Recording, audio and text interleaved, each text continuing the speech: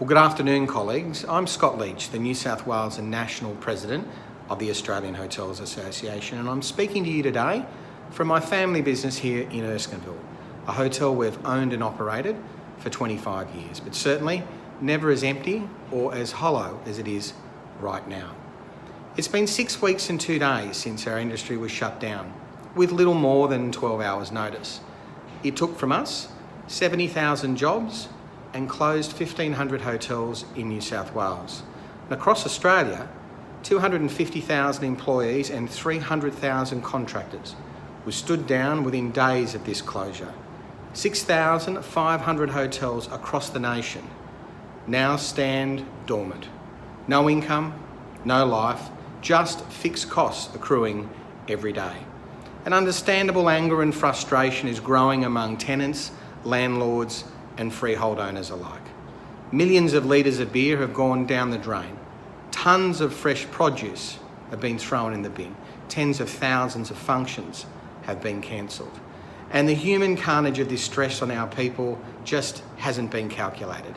95% of our friends and colleagues are without work and on government handouts.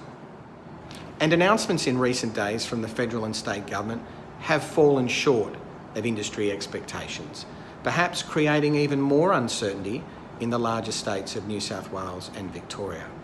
We've received hundreds of calls, emails and inquiries from members across the network, and they're frustrated and they're asking questions. How can a barista have a job but not a bar attendant? How can 10 people enjoy breakfast in a cafe but 10 people can't enjoy lunch in the pub? Why are larger venues unable to safely socially distance? And when you look, regardless of what the health experts and our elected officials say, when you look at what's happening in retail and the supermarkets every weekend, you'd have to say, how do we make sense of all of this? Is our imagination to readily reconfigure our business not shared by those making the decisions? And I do feel very earnestly there's been a real opportunity missed here to open up regional hotels to provide much needed capacity in communities that don't share the cafe culture or the inner city restaurant and suburban scene. If there ever was a case for compassion and common sense after droughts, fires and floods and some of the most adverse trading circumstances in our history, surely the country pub deserves the opportunity to trial opening procedures in communities that are largely unaffected by COVID-19. Now, for those of us who can find a way to trade, we're doing that. And we're doing that to protect jobs and provide a beacon of hope in communities in very difficult times. But clearly, health advice has moved from risk mitigation, moving towards a pathway of eliminating risk entirely. Now, that's creating very extreme circumstances for reopening for our business, given our risk profile. Gatherings of more than 10 people are deemed to be a health risk. Further still, we're told that we're going to need to see continual flattening of the curve for opportunities to reopen. And governments are not ruling out the possibility of stepping back in case of an outbreak. Now, I've heard and felt the frustration of members in recent days. Let me tell you, we are definitely hearing what you're telling us. And we understand that while decisions may not be made to your expectation, let me assure you, it's not from inaction or indifference from your association. The pathway to reopening is not governed by recommendations from business, it's governed by the science of health. But your business and the voice of our association are definitely being heard. We're being transformed as an industry not by choice, but by a pandemic that is beyond our control. And this is a circumstance that makes us indeed more fearful and hostile to governments. And our challenge now is to accept the seriousness of our circumstances, placing that well-founded fear and frustration aside, allowing anger to abate, and for all of us as proprietors to focus on the real task of climbing out of this hole. Now, it's going to be slower than we'd hoped. It's going to financially hurt. And for some, it's going to be the financial challenge of a lifetime.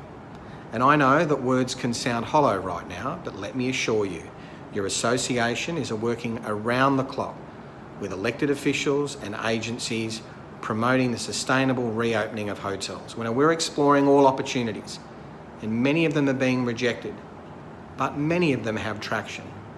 But anything that's rejected is not from inaction by your association, but by the science of this pandemic. As National President, I'm bringing all the resources of the AHA network to this task, working collaboratively with our industry partners and unions for solutions to open and pathways back to more normalised trade. We welcome the reopening of our industry in the Northern Territory and announcements by smaller states, small steps, but positive steps on the way back to reopening, acknowledging that that pathway will be different for each jurisdiction. Yet the association, as individual states and territories, and collectively, collaboratively as a national board, are working aggressively, assisting each other to find those solutions. But no matter how fast we return to trade, it's clear that not all jobs will be saved. But no matter the challenge, the impossibility of the task that it may seem ahead, and indeed the gut-wrenching act of climbing off the canvas after being belted by this pandemic. And never forget, as wise people have once said, that our darkest hours are always followed by our finest moments. And over the coming weeks, we'll prepare and we'll do what we've done for 100 years. We'll bring back jobs, we'll create purpose in our days, and we'll mend the wounds across the community. And we'll be ready to celebrate in your hotel and in mine when we get the chance to say, the bar is open. Your association is working tirelessly for you.